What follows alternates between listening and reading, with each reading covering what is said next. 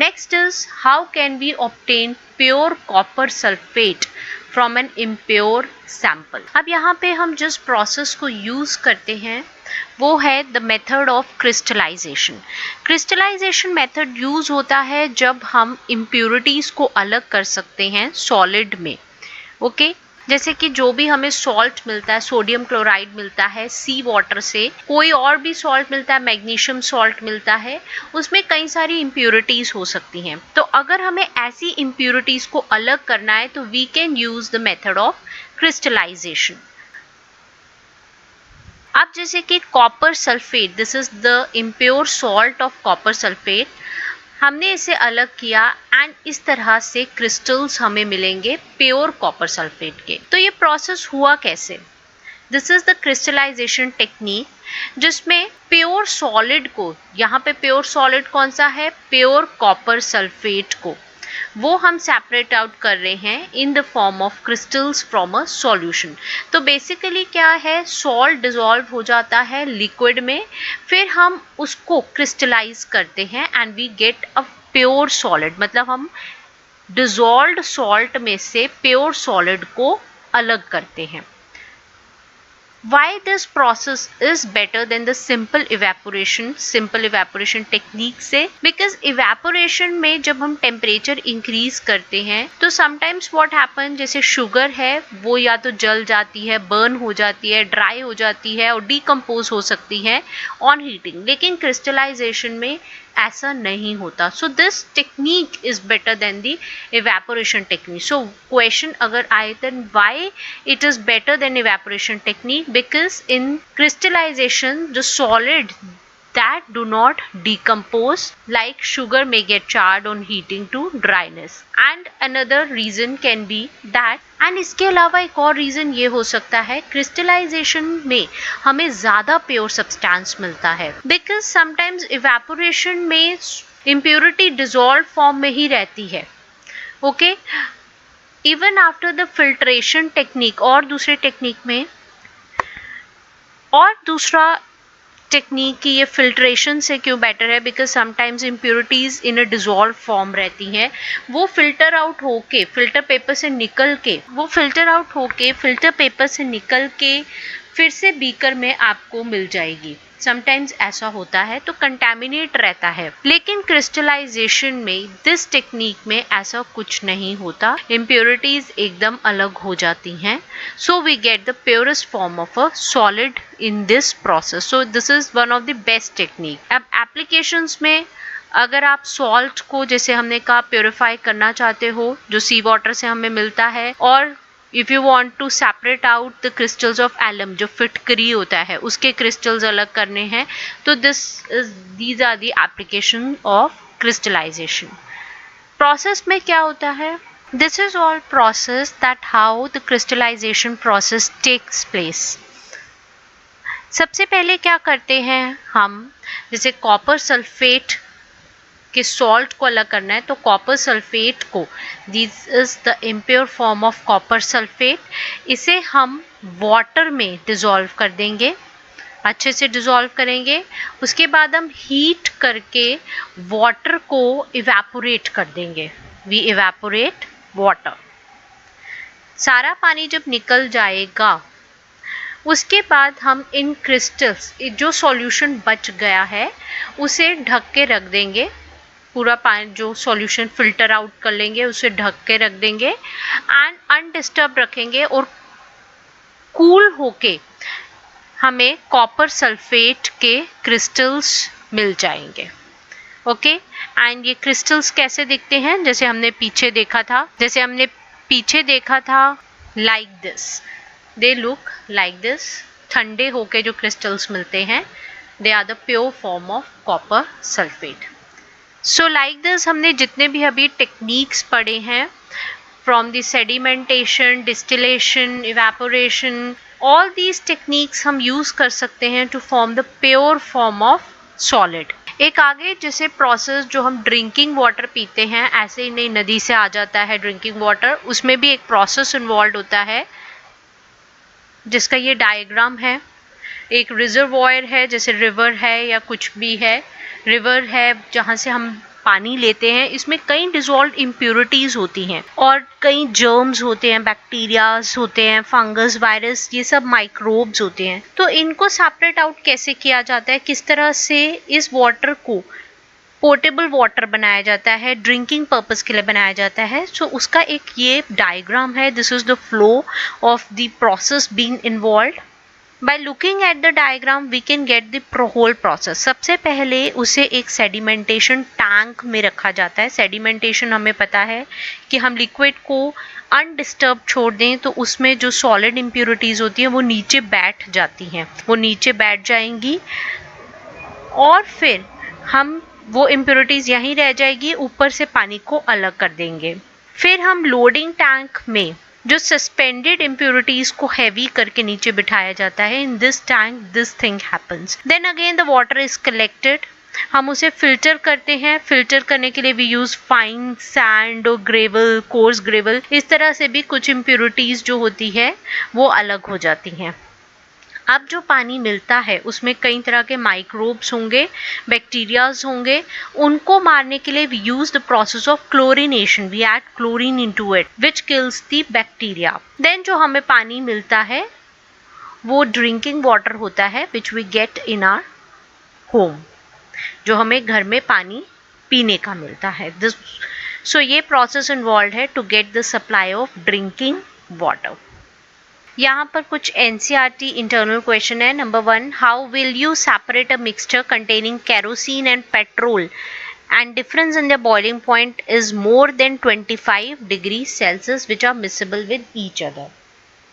हमने पढ़ा था कि ऐसे मिक्सचर्स जो मिसिबल होते हैं विद ईच अदर एंड जिनका बॉइलिंग पॉइंट डिफरेंट होता है मोर देन 25 डिग्री सेल्सियस, ऐसे मिक्सचर्स को सेपरेट करने के लिए we use the process of simple distillation. Simple distillation process based होता है difference in their boiling point, because दो है यहाँ पे, एक है केरोसिन और एक है पेट्रोल, दोनों का बॉइलिंग पॉइंट में difference more than 25 degree Celsius है। We use the distillation flask like this. तो यहाँ पे मिक्सचर लेते हैं हम पेट्रोल और केरोसिन का, डिफरेंस इन टेम्परेचर होने की वजह से एक इसी में ही रह जाएगा और दूसरा सेपरेट आउट हो जाएगा दूसरे बीकर या फ्लास्क में। So the process used to separate here is the simple distillation. Next we have to name the techniques to separate. Number 1, butter from curd. Butter from curd very simple, हमने centrifugation technique करी थी। अगर आपको ये technique नहीं पता, see the last video जिसमें हमने centrifugation टेक्निक के बारे में डिस्कस किया था। Next is the salt from sea water. Salt from sea water evaporation के लिए हम अलग करते हैं, उसको फर्दर प्योरीफाई करने के लिए we can use the process of crystallisation.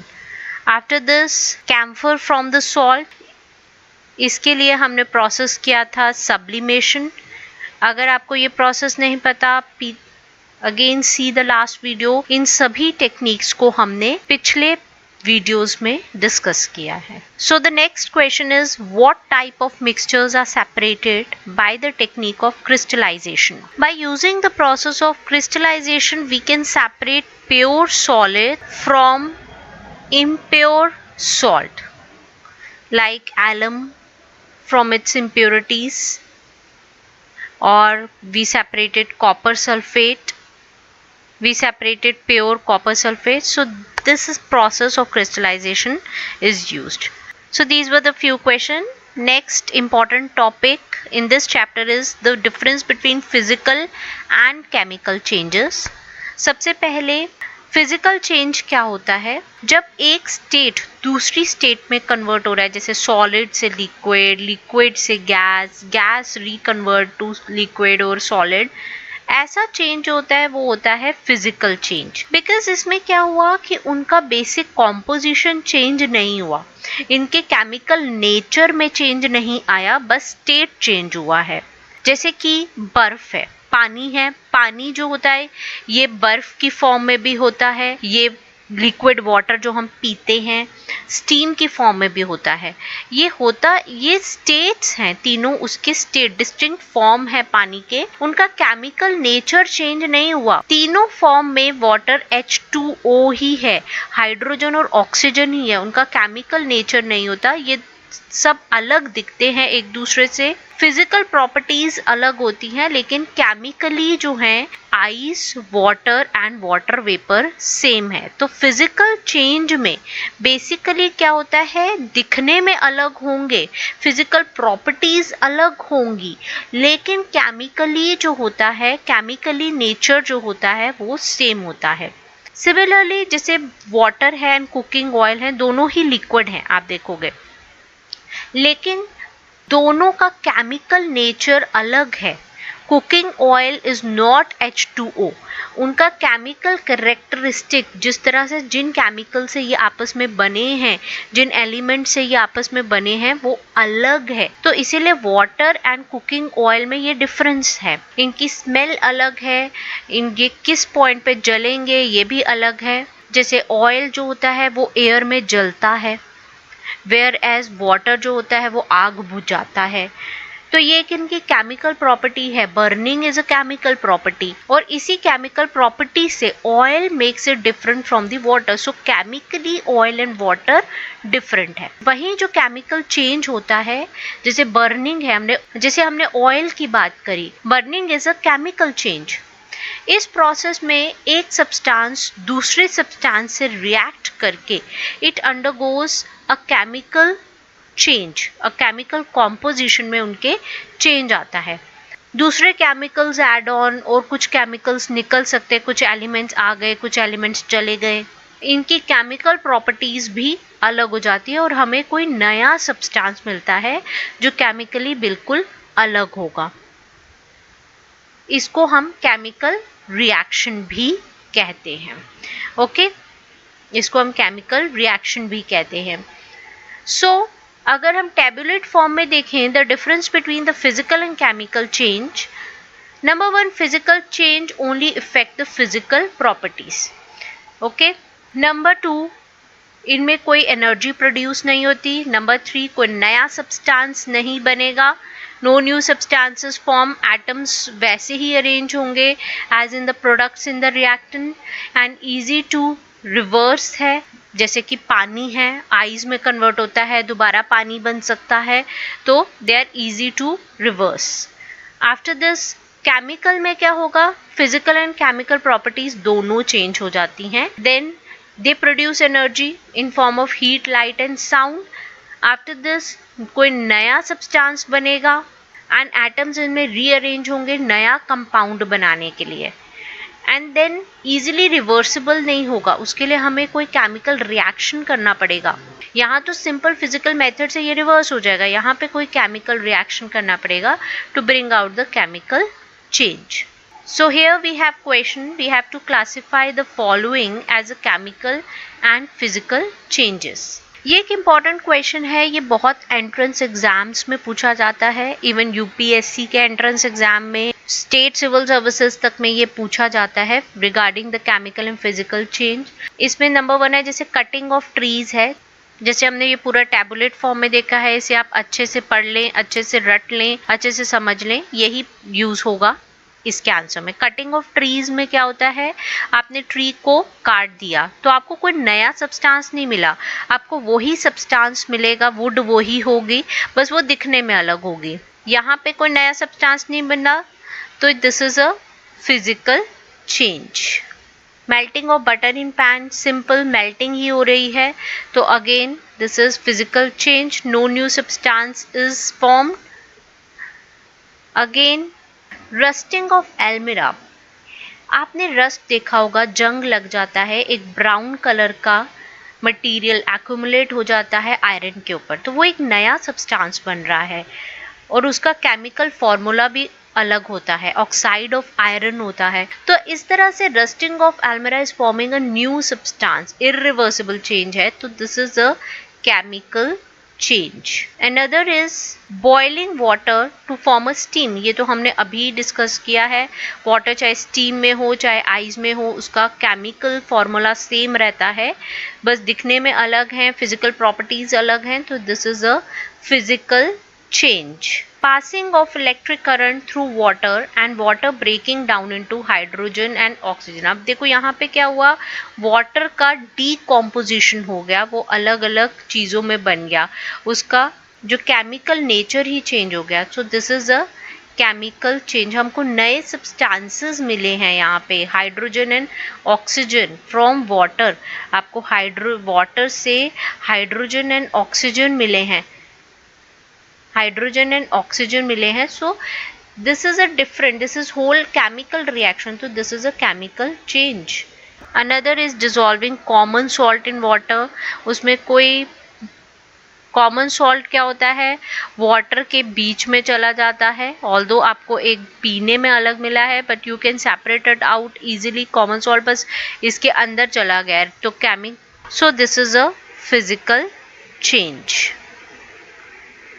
This is just you have dissolved in it. Making a fruit salad with a raw fruit. बस फ्रूट्स को काटा जा रहा है, फॉर्म सेम है, रॉ फ्रूट्स से फ्रूट सैलेड बना है.